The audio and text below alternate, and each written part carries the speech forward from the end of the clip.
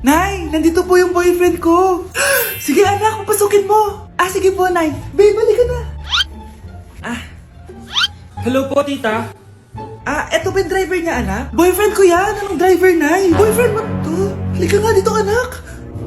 Ano ba yan, anak? Mag-boyfriend ka na nga lang. Pangit pa. Nay, ano ka ba? Mayaman yan. Siguraduhin mo lang, ha? Ikaw pala yung boyfriend ng anak ko? Opo, tita. Malaki ba bahay mo? Wala po akong malaking bahay. Ganun ba? Ayaw kita sa anak ko. Nay, ano ba? Kasi sa mansion po ako nakatira. May kotse ka ba? Syempre po. Baka yung mura lang yan, ha? Lamborghini lang po. Oh, sabi ko sa inyo, Nay, mayaman yan eh. Meron po akong regalo sa inyo, tita. 1,000,000 po para sa inyo. 1,000,000? Anak, ano bang hinihintay mo? Magpakasal na kayo. Sige, Nay. Gusto ko next week may apo na ako, ha? Hindi ka na magkakajowa. Bakit naman po, Nay? Tumingin ka nga sa salamin. Ang pangit mo. Grabe naman po kayo, Nay. Hindi naman lahat ng tao bumabasa sa itsura. Okay. Tingnan ko na lang kung may magkakagusto sa'yo. A few moments later. Umamin na kaya ako sa crush ko. Tawagan ko nga. Hello, gusto ko lang sabihin na gusto kita. Ay, sorry, may girlfriend na ako eh. Tsaka nakakadiri yung mukha mo, di kita magugustuhan. Hanap ka na lang ng kasing pangit mo. Sana naging maganda na lang ako. Tomorrow. Ang ganda ko na. Mag-post na ako ng picture. Sino to?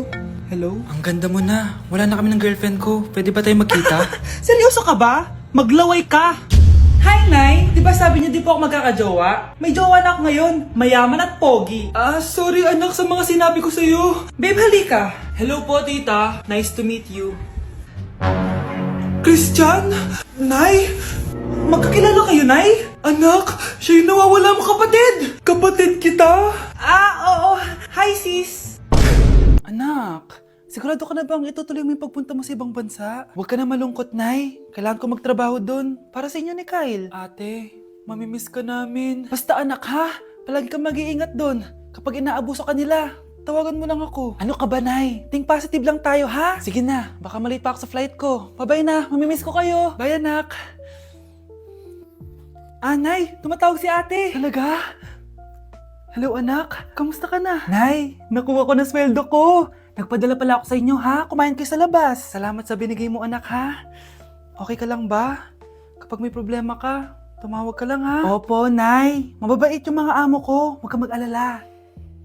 Nay, may pinadala si ate, oh. Nakamaleta pa. Surprise, Nay! Mga damit at sapatos yan para sa inyo. Siyempre, may chocolate din. Naku, anak, nag-abala ka pa. Pero salamat, ha? Sana inipon mo na lang yung pinanggas mo dito. Okay lang, Nay. Tinaasan nga nila yung sweldo ko kasi magaling daw ako maglinis ng bahay. Sige, anak. Galingan mo palalo, ha? Wow, ang daming laman! Bakit di sumasagot si Scarlett? Baka busy. Anak, tumawag na ba ate mo? Ilang araw na siyang di tumatawag ah. Nay, may tumatawag. Ay, salamat sa Diyos, tumawag na.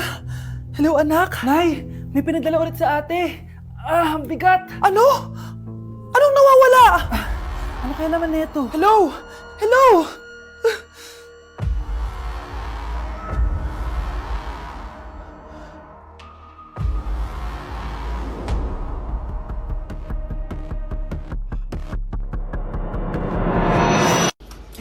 Ma! Kagulat ka naman. Ano anak? Kasama ko po jowa ko. Talaga? Papasukin mo. Babe, pasok ka daw. First time ko siyang makikita. Nakaka-excite naman.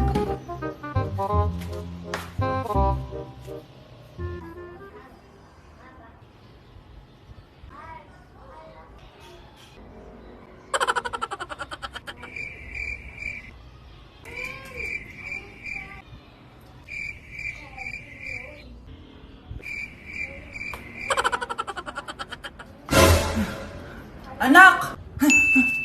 Ano ma? Matatagal naman ang jowa mo. Ha? Wala naman po akong jowa. Aba, niloloko mo ba ako? Halika dito. Anak, ang kalat dito. Maglinis ka nga. Anak, tingnan niyo po yung nakita ko. Tingnan mo din po. Yan, diyan ka magaling. Puro cellphone. Buti pa yung anak ni Aling Susan, tumutulong sa bahay. Pero Nay, nakakatawa po kasi. Sumasagot ka pa. Buti pa yung anak ni Aling Susan, hindi sumasagot. Sige po, Nay. A few moments later. Good news, Nay! 95 yung grade ko sa school. 95? Ba't ang baba? Buti pa yung anak ni Aling Susan, naka 99. Hindi ka kasi nag-aaral na maayos. Matutulog na lang ako. Yan, tsaka magaling. Natutulog ka na naman.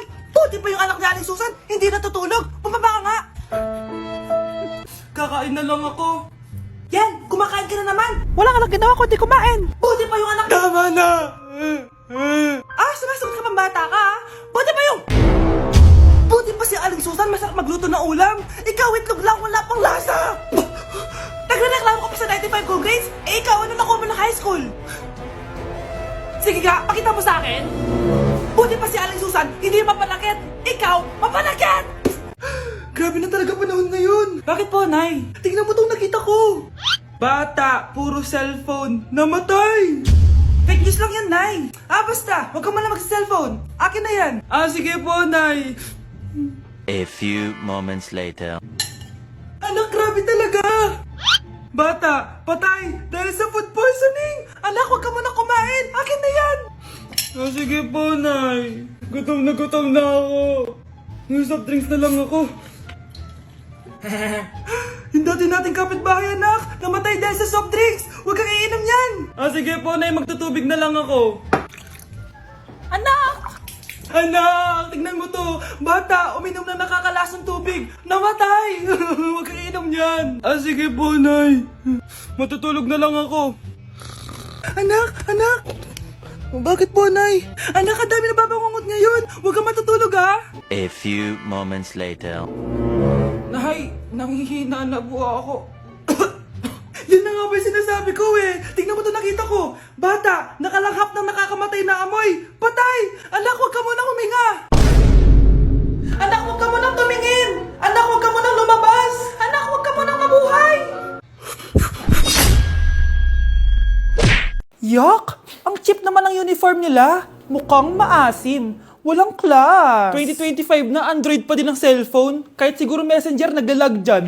Ang ganda nga ng uniform. Ang sasama naman ng ugali. Naka-iPhone ka nga. Talo ka pa din naman sa ML. Ipabuhat yarn. Ang baho siguro ng classroom nila, no? Tapos nag-aagawan pa sa electric fan. Kasi wala naman silang aircon. Feel ko pinapalo sila ng teacher nila kapag nagkakamali sila. Ang boring siguro sa classroom nila. Mas masaya pa rin talaga sa public school, no? Balita ko mga korap mga magulang niyan. Kaya madaming pera. May araw din kayo, men. Nakatikim na kaya sila ng steak? Feel ko hindi nila afford.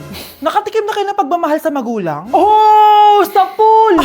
How dare you! Isang pitik ko lang, tumba ka na. Pipitik ka pa lang, tumba ka na. Tara na nga! Nay, malapit na po ako makita sa TV. Talaga, anak? Magiging artista ka na? Opo, Nay. Abangan niyo po ako, ha? Sige, anak. Nakaka-excite naman. A few moments later. Nay, alis na po ako. Anak, saan ka pupunta? Eto na po, Nay. Makikita niyo na po ako sa TV. Talaga? Go, anak. Proud na proud ako sa'yo. Sige po, Nay. 1 hour later. Mare, yung anak mo, nasa TV. Yung anak ko nasa TV. Hindi na ako magtataka kasi pang-artistahin talaga kami. Panoorin mo, Mare. Sige, Mare. Tara. Mapapanood ko na anak ko sa TV. Nagbabalik ang 24 Patrol. Niraid ang isang binata dahil di umano gumagamit siya ng pinagbabawal na droga. Hoy, ano yan? Subukan ka na, pulis to! Pulis! Tama na yan! Bigyan mo sa akin yan! Ayoko! Tarantado ka talaga, anak! Makakausap natin ang suspect. Heto siya. Sir, bakit ka gumagamit ng droga? Ayoko! Magsalita ka! Live tayo sa TV ngayon! TV? Hi, Nay! Nasa TV na ako! Alam kong proud na proud ka sa akin! Mare, anong nangyari sa anak mo? Ako si Superman! Ililigtas ko ang mundo!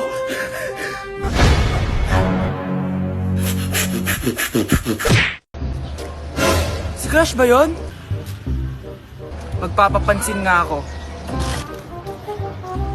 Ang init sa Pilipinas! Ang init, grabe! So hot in the Philippines! Ba't ayaw pa rin ako pansinin? Wait lang. Hello? Oo, si Vince to. Si Vince, oo, si Vince. Kung ikaw ay masaya, pumalakpak ka. Kung ikaw ay masaya, pumalakpak ka. Ba't ayaw kong pansinin? Ano ba yan?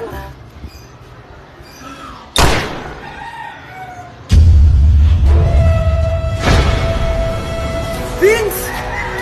Uy, Vince! Vince, na paano ka? Tinamaan ako. Saan? Sa'yo. Anak, kunin mo yung cellphone ko sa kwarto. May tumatawag ata. Sige po, Nay. Sabi cellphone ni nanay.